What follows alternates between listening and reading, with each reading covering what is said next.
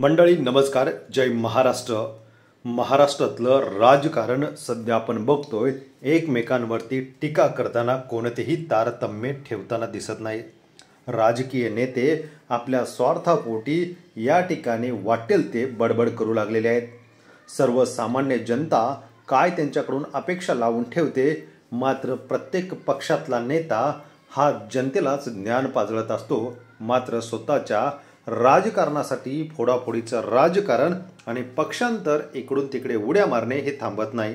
गेल्या 3-3.5 वर्षापूर्वी महाराष्ट्रामध्ये राजकीय भूकंप भारतीय जनता पक्षाने घडवून आणला आणि ज्या पक्षाने मोठं केलं त्याच पक्षाला या ठिकाणी फोडण्याचं कटकारस्थान रचलं। आणि यामध्ये ज्या मातोश्रीने भारतीय जनता पक्षाला मुंबईमध्ये मोठं, महाराष्ट्रात मोठं होण्यासाठी या ठिकाणी संधी मिळाली, सोबत राहिले, 25 वर्षाची मैत्री ही या ठिकाणी तोडत थेट पक्षच फोडण्याचं काम केलं। इतकंच नव्हे तर मातोश्रीच्या देवाऱ्यातून धनुष्यबाण आणि शिवसेना नाव ही काढण्यासाठी भारतीय जनता पक्षाच कारणीभूत असल्याचं वारंवार समोर आलेलं आहे। एकीकडे नरेंद्र मोदी यांना अडचणीच्या काळामध्ये भारतीय जनता पक्षासाठी या ठिकाणी बाळासाहेब ठाकरेंनी साथ दिली, त्यांना अडचणीच्या काळात भक्कमपणे त्यांच्या पाठीमागे उभे राहिले। मात्र उद्धव ठाकरेंकडे शिवसेना पक्ष आल्यानंतर भारतीय जनता पक्ष फोडाफोडीचं राजकारण करू लागले। उद्धव ठाकरेंचं खच्चीकरण करण्यासाठी त्यांच्यासोबतची युती तोडण्याचं काम केलं, जागा वाटपामध्ये कमी जागा देण्याचा प्रयत्न केला आणि या सर्व गोष्टींचा धडा घेत उद्धव ठाकरेंनी या ठिकाणी महाविकास आघाडीची स्थापना करण्याची सुरुवात केली। आणि यानंतर भारतीय जनता पक्षाने थेट मोठा डाव आखला आणि उद्धव ठाकरेंचा पक्षच फोडण्यासाठी शिंदेंसोबत जाऊन मिळाले। एकनाथ शिंदे यांच्यासोबतचे सहकारी गेले, वाटेल ते बडबड करू लागले। यानंतर जे उद्धव ठाकरेंची वेळ मागत होते, जे उद्धव ठाकरे यांच्या एका भेटीसाठी, त्यांच्या तिकिटासाठी त्यांची वाट क्षणोक्षणी बघायचे, मात्र तेच आज उद्धव ठाकरेंवरती टीका करू लागलेले आहेत। कोणत्या स्तरावरती टीका करावी, ज्या पक्षाने, ज्या ठाकरेंनी मोठं केलं त्यांना कसं विसरून जावं, हेच विश्लेषण। मंडळी, हा व्हिडिओ शेवटपर्यंत बघा। ठाण्यामध्ये राजन विचारे, एकनाथ शिंदे ही दोनच नेते आनंद दिघे साहेब गेल्यानंतरचे। मात्र या दोघांनीही एकाने निष्ठा कायम ठेवत ठाकरेंसोबत राहिले, तर दुसरे आता नरेश म्हस्के जे खासदार आहेत एकनाथ शिंदेंचे, हे या ठिकाणी प्रत्येक शब्दाला प्रतिशब्द करण्यासाठी काउंटर करतात।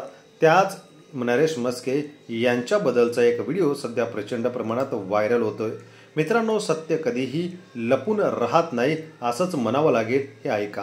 अत्यंत संयमी, शांत, हुशार, संघटन कौशल्य व सर्वांना सोबत घेऊन जाणारे हे माननीय उद्धवजी ठाकरे साहेब मुख्यमंत्रीपदी विराजमान झाले, त्याबद्दल मी तमाम ठाणेकरांच्या वतीने मनापासून त्यांचे अभिनंदन करतो। हे तेच नरेश म्हस्के आहेत, जे आदित्य ठाकरे, मातोश्री आणि उद्धव ठाकरेंना न्याद नेतात। आणि ज्या वेळेस महापौरांची वेळ आली होती, कोणी केलं आणि उद्धव ठाकरे मुख्यमंत्री झाल्यानंतर अभिनंदन कोणी केलं, यावरूनच सत्य काय ते जनतेसमोर येतं। सत्य हे जास्त दिवस लपून राहत नाही। महापौराबद्दल काय म्हणतात ते ऐका।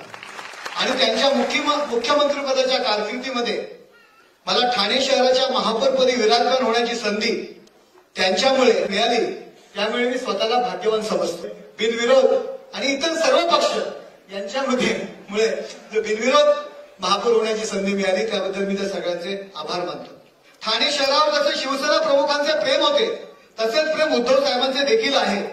या ठाणे नगरीच्या मधूनच शिवसेनेला सत्तेला सुरुवात झाली आणि या ठाणे शहरामध्ये उद्धवजी ठाकरे साहेब यांचा सत्कार करताना, स्वागत करताना मला मनस्वी आनंद। त्याबद्दल या ठिकाणी उद्धव ठाकरेंवरती टीका करणारे नेते कसे तोंडघशी पडू लागलेले आहेत। जुने व्हिडिओ व्हायरल झाल्याने सत्य बाहेर येऊ लागलेलं आहे। यामुळे आपल्याला काय वाटतं, ठाकरे चुकले की त्यांना फसवलं, हे कमेंट बॉक्समध्ये कमेंट करा व चॅनलला सबस्क्राईब करून व्हिडिओ शेअर करायला विसरू नका। धन्यवाद। जय महाराष्ट्र।